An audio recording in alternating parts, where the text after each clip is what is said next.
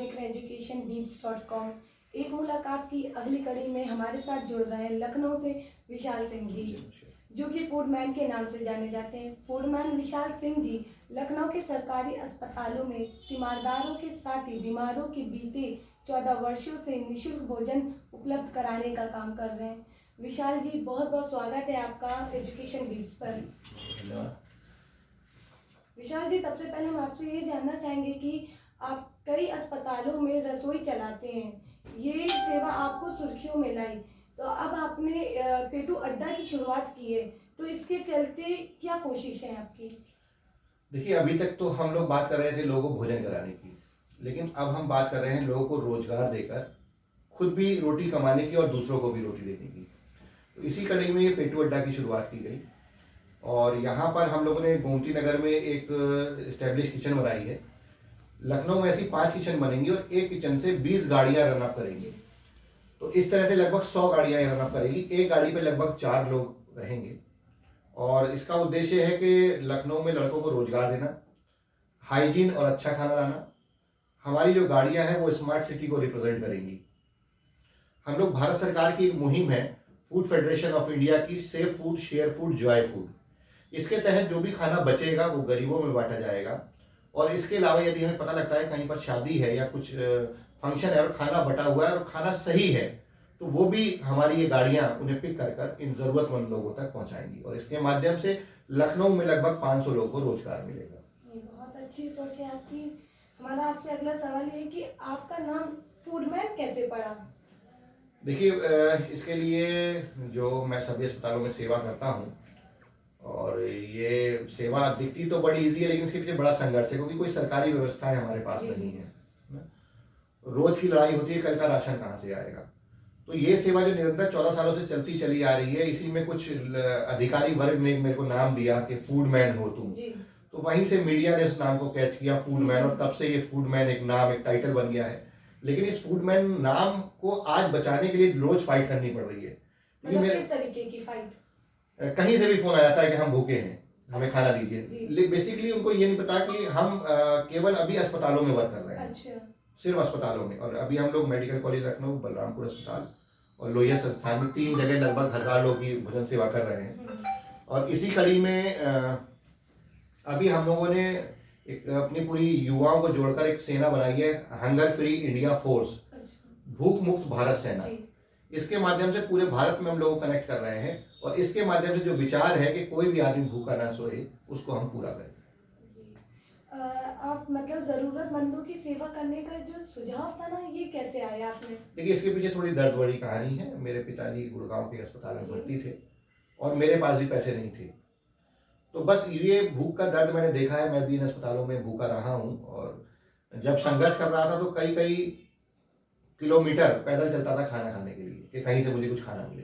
तो वो संघर्ष के दौर को देखा है और उसी दौर ने मुझे ये लोगों की सेवा करने का विचार मेरे मन में लाया और तब से मैं निकला हुआ हूँ लोगों की सेवा करने के लिए, लोगों की भूख मिटाने के लिए। तो जब आपने ये मतलब जरूरतमंदों की सेवा करने के लिए जो ये बड़ा कदम उठाया, तो तब तमाम मुश्किलों का सामना करना पड़ा होगा, जैसे आपने अभी संघर्ष का बताया। जी। तो हम चाहेंगे आप हमारे दर्शकों को बताएं कि वो क्या मुश्किलें थी, आपने उनका कैसे सामना किया। देखिए, जैसा कि आपका जो चैनल है एजुकेशन बीट है ना, और जहाँ तक मैं समझ रहा हूँ कि आपके साथ सब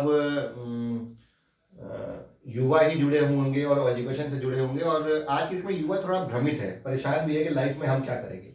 तो उनको मैं एक सोशल मैसेज देना चाहता हूँ कि जब मेरे जैसा एक व्यक्ति जिसने कभी खुद भूख से लड़ाई लड़ी है, कई कई किलोमीटर वो पैदल चला है, आज उसने अपने संकल्प से अपनी लक्ष्य को प्राप्ति के लिए आज वो 1000 लोगों की सेवा करने के मुकाम को छू रहा है और ये लक्ष्य हमारा और बढ़ रहा है। हम लोग अभी कानपुर भी जा रहे हैं, हम अयोध्या भी जा रहे हैं।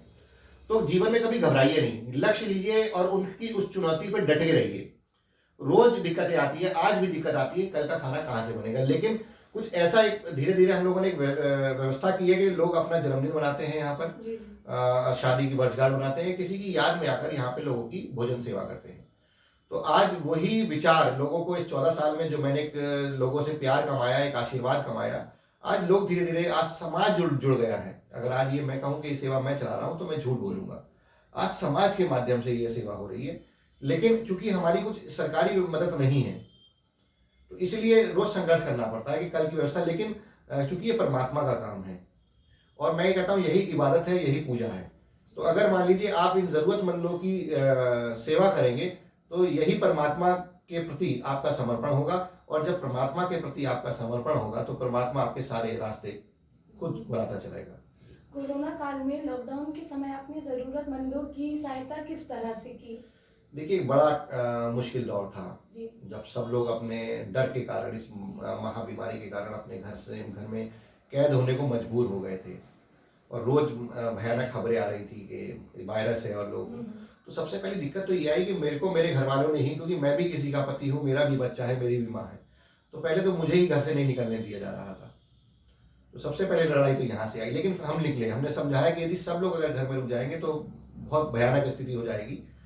तो हम लोग घर से निकले और घर से निकलने के बाद हमने जहाँ पे अभी आप बैठे इसको सेंट्रलाइज किचन बनाई, और यहाँ से हमसे राहत एंड आपदा विभाग, नगर निगम, जिला प्रशासन, ये सब कनेक्ट हुए और यहाँ से सुबह 4 बजे खाना बनता था और रात के 2 बजे तक हम लोग खाना नहीं बांट रहे थे, खाने के साथ साथ हम लोग दूध मट्ठा भी लेके चल रहे थे। जब हम लोग झुग्गियों में जा रहे थे और भूखे बच्चे, दूध से बिलखते हुए बच्चों को जब हम दूध के पैकेट दे रहे थे और उनके चेहरों पर, उनकी माँ के चेहरों पर जो खुशी का एहसास था वो हमें मनोबल ला रहा था। क्योंकि आप समझिए सुबह 4 बजे से लेकर रात के 2 बजे कई बार ऐसा आया कि हमारी टीम बेहोश होकर गिर पड़ी और कोई मदद नहीं। समझिए 18,000 पैकेट पर डे प्रोड्यूस करके बांटना, करीब 7.5 लाख लोगों की सेवा हम लोगों ने की, और एक बड़ा खर्च भी करीबन 66 लाख रुपए का हमारे ऊपर अभी मार्केट का कह दीजिए कि अभी हमें पैसा देना है, कहाँ से देंगे हमें नहीं पता। लेकिन फिर मैं कहूंगा कि व्यापारी वर्ग ने हमारी मदद की कि आपके पास जब पैसा होगा आप तब दीजिएगा, आप समाज के लिए कार्य कर रहे हैं। तो एक बड़ा लक्ष्य था, लेकिन धीरे धीरे यह लक्ष्य पूरा हुआ। आपकी एक विजय श्री नाम की फाउंडेशन है, तो हम चाहेंगे आप हमारे दर्शकों को उस फाउंडेशन के बारे में बताएं। देखिए विजय श्री फाउंडेशन के माध्यम से हम लोग सभी अस्पतालों में सेवा कर रहे हैं, और अभी हम लोगों ने मेडिकल कॉलेज में 5 आदर्श स्थायी रैन बसेरे बनाए हैं। जो लोग अपने परिजनों का इलाज कराने आते हैं, आप अस्पतालों में जाइए, भयानक स्थिति है, क्योंकि मैंने उस स्थिति को देखा हुआ है। रोड किनारे रहकर आदमी अपने परिजनों का इलाज करा रहा है, खुले में, ठंड जैसे माहौल में। तो उनकी सेवा करने के लिए एक लक्ष्य और लिया और हम लोगों ने 5 आदर्श स्थायी रैन बसेरे बनाए। अब उनको पूरा एक बंद कमरे में आराम से, एक पूरा कमरा है, वहाँ पर गद्दे हैं, पलंग है, रजाई है, साफ पानी पीने की व्यवस्था है, गर्म पानी पीने की व्यवस्था है, ये पूरा एक माहौल दिया गया। अब वह लोग वहाँ पर रहकर अपने आराम से परिजनों का इलाज करा रहे हैं। कभी भी कोई आसपास शहरों में विपदा आती है तो हमारा संगठन आगे जाकर उनकी मदद करता है, उनको खाना देता है, उनको आवश्यक वस्तु देता है। तो किसी भी तरह की कोई अगर दिक्कत आ रही है, आज सबसे अच्छी बात यह है कि सिर्फ आप गूगल पे अगर फूडमैन विशाल सिंह अगर आप लिखते हैं तो आपको हमारे संगठन के बारे में बहुत सारी बातें पता लगती है और लोग हमसे वहां से कनेक्ट हो जाते हैं यदि किसी को कोई प्रॉब्लम होती है। तो ये एक हमारा विजय श्री फाउंडेशन पिछले 14 सालों से ये संगठन हमारा कार्य कर रहा है। विशाल जी, आपका 1 साल मानसिक रोग का इलाज चला था, तो इसका कारण क्या था? आपने मेरे ऊपर काफी अच्छी रिसर्च की है। हाँ, देखिए हुआ ये था कि जब मैं इस सेवा के दौर में चल रहा था तो सबसे बड़ी बात है कि मेरे को अपना बिजनेस छोड़ना पड़ा, क्योंकि 2 नाव की सवारी आप नहीं कर सकते। मेरा बड़ा अच्छा बिजनेस था। मैं ये भी बताना चाहूंगा कि मैंने इसी लखनऊ में प्लेटें भी धोई हैं और इस लखनऊ में मर्सिडीज इलेक्ट्रोड अर्थिंग का मेरा बिजनेस था, मेरा रियल एस्टेट का भी काम था। तो मैं यही बताऊंगा युवाओं को कि दोस्तों मैंने इसी लखनऊ में प्लेटें भी धोई हैं, मुझे शर्म नहीं, मैंने साइकिल स्टैंड पे टोकन भी लगाया है और मैं मर्सिडीज कैश लेने भी पहुंचा हूँ। मेरे बिजनेस की ये पीक थी, लेकिन चूंकि मन में सेवा का संकल्प था और एक नाव की सवारी करना ही एक समय पर ठीक है, चूंकि परमात्मा ने मेरे संसाधन सारे व्यवस्थित कर दिए थे, तो मैंने उसको छोड़कर मैं सेवा में आ गया। अब जब मैं सेवा में आया तो लोगों ने जो मुझे बड़े बड़े कमिटमेंट किए थे, मेरे दोस्तों ने, कि हम ऐसा करेंगे हम ऐसा करेंगे, शायद वो पूरे नहीं हो पाए उनके माध्यम से। और मेरे घर से भी मुझे बहुत सारा क्रिटिसिज्म झेलना पड़ा कि पागल हो गए हो, ये कर दिया है। और धीरे धीरे मेरे पास फंड्स की भी सिचुएशन होती चली गई, क्योंकि लिमिटेड चीज़ें हैं, लिमिटेड सोर्स हैं। तो उसी में मुझे थोड़ी प्रॉब्लम हो गई, मैं डिप्रेशन का शिकार हुआ, मेरा मेडिकल कॉलेज में इलाज हुआ और मैं बस यही चिल्लाता रहता था कि आटा कहाँ से आएगा और दाल कहाँ से आएगी। फिर मैंने अपने आप को करेक्शन किया, गलती कहाँ पर है। गलती ये थी कि ये मैं सोचने लगा था कि ये सेवा मैं कर रहा हूँ, मेरे अंदर मैं की भावना आ गई थी, और जहाँ मैं की भावना आती है वहाँ गिरता है आदमी। तो उस करेक्शन को किया गया और मैंने कहा कि ये तो परमात्मा कर रहे हैं, और मैंने परमात्मा को ही कहा कि ये आपका काम है, जैसा आप चाहेंगे होगा।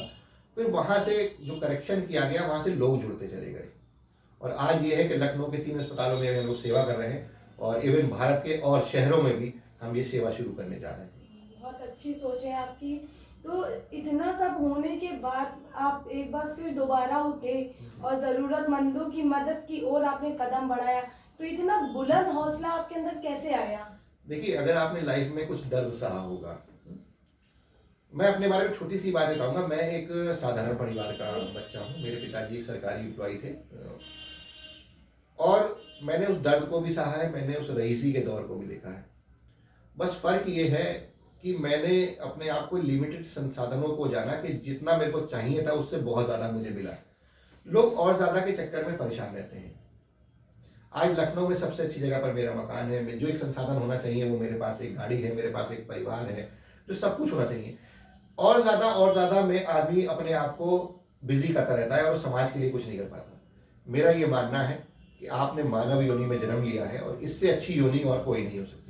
यदि इस जीवन में अगर आपने कोई सार्थक कार्य नहीं किया तो आप जीवन में कभी, या आपको कोई और जीवन नहीं मिल रहा है, आप कभी कुछ नहीं कर पाएंगे। तो यही जीवन मिला है। इस जीवन में यदि परमात्मा ने आपको बहुत कुछ दिया है तो आपका ये फर्ज बनता है कि आप परमात्मा के प्रति या समाज के प्रति कुछ करें।